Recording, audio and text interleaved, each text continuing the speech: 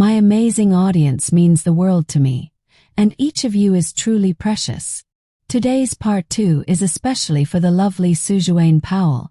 This one's just for you. Sparkling heart. If you'd like me to bring your favorite idea, let me know in the comments below. I love hearing from you. Thank you for all your love, support, and for being such a wonderful part of this journey. Red heart. The days after that storm blurred into something I hadn't felt in years. Not just comfort, but a quiet kind of happiness that made me afraid to breathe too hard in case it vanished. Carter started showing up more often, always under the guise of checking on the pipes, or making sure the old place held up through the rain.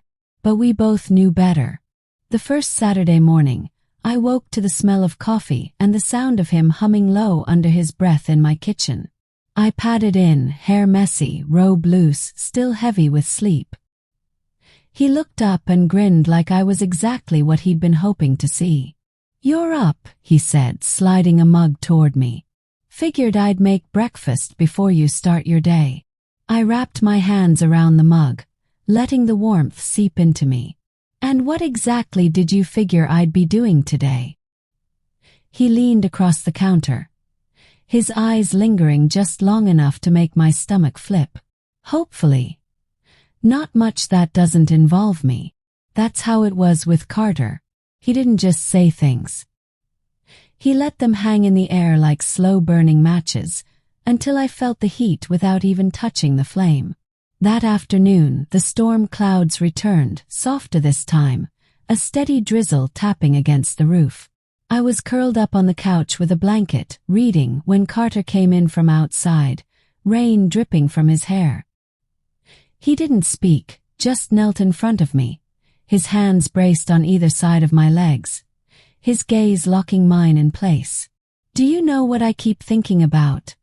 he asked, voice lower now, almost a growl. I swallowed. "What?" "That night. The firelight on your skin. The way you looked at me like you wanted me here. Not just in your house, but here." His palm pressed gently to my chest, right over my heart. I didn't move, didn't breathe. "And now," he continued, "I don't think I could walk away even if I tried."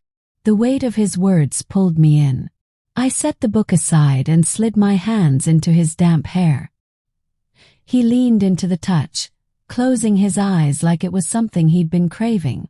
We spent the rest of that rainy afternoon tangled together on the couch, the world outside fading to nothing.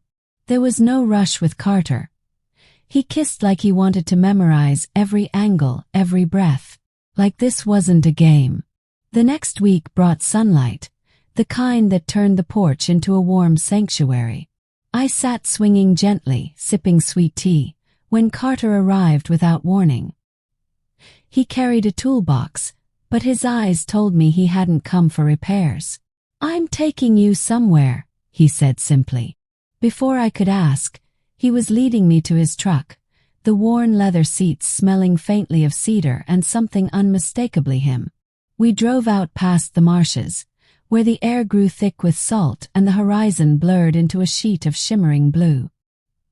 He took me to a dock tucked away from the world, where a small fishing boat rocked lazily against the pilings. "Come on," he said, offering his hand.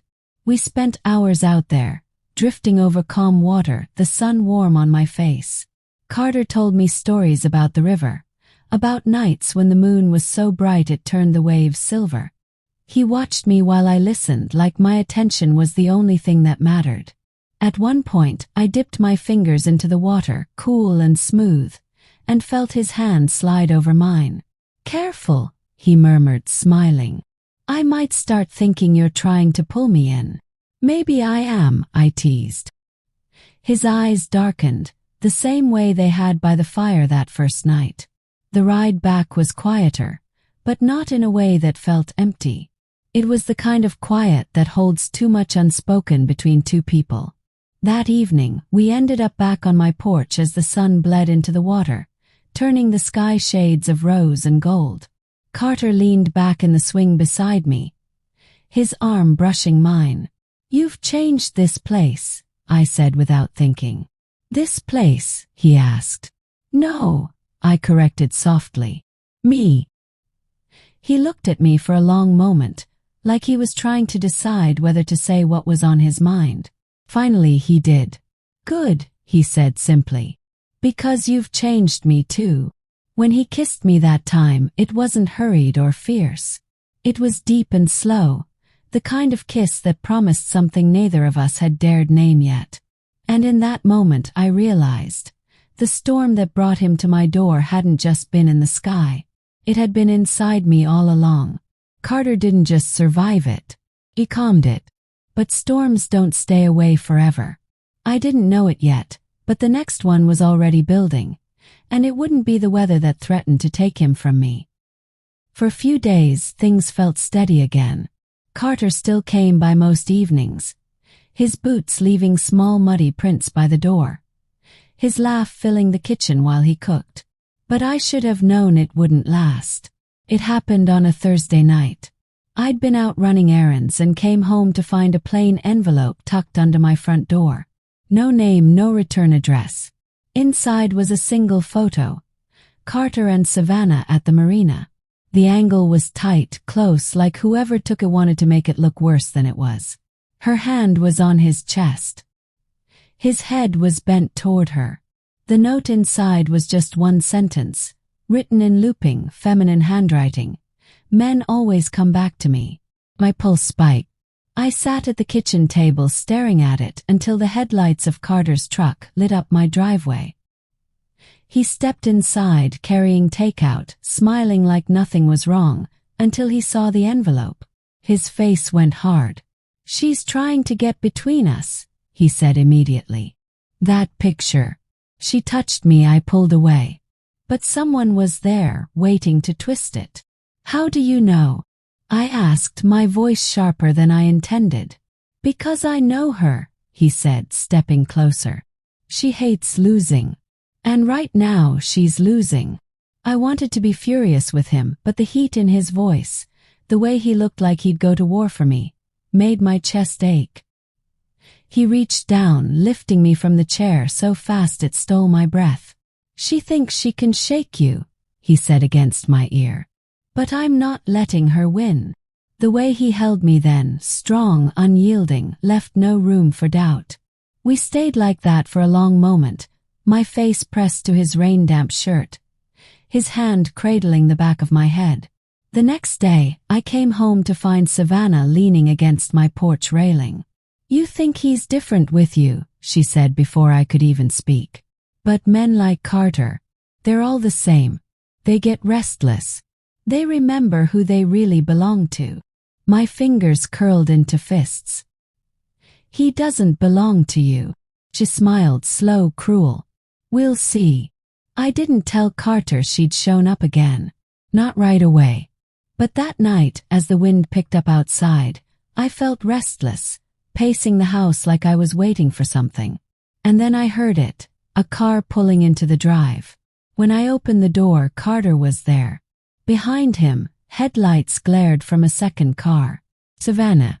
She stepped out, rain starting to fall, her hair catching the glow of the porch light. "I just want to talk to him," she said. "You've done enough talking," I snapped. Carter stepped between us, his voice like steel. "Savannah, you need to leave. Now." She looked past him, straight at me, her smile never faltering. "You don't even know half of who he is." The tension was thick enough to choke on. Carter's shoulders were rigid, his hand subtly pressing me back toward the safety of the house. The rain started coming down harder, thunder rumbling low. "I don't care what you think you know," I said, stepping forward despite Carter's hold. "Because I know who he is when he's with me. And that's all that matters." Savannah's eyes flickered, just for a second, like she hadn't expected me to stand my ground. Without another word, she turned, heels splashing through the growing puddles, and drove off into the storm. Carter turned to me, rain dripping from his hair, his eyes searching mine. "You didn't have to do that." "Yes," I said, my voice steady now. "I did." Something in him shifted, like that moment changed something between us. He pulled me into him, his hands gripping my waist, his breath hot against my ear. You just made it impossible for me to ever walk away from you. We didn't make it to the fire this time. Or the couch. We stayed right there in the doorway as the storm crashed around us, the air charged and wild, both of us holding on like the rest of the world had just been swept away. And maybe, in a way, it had.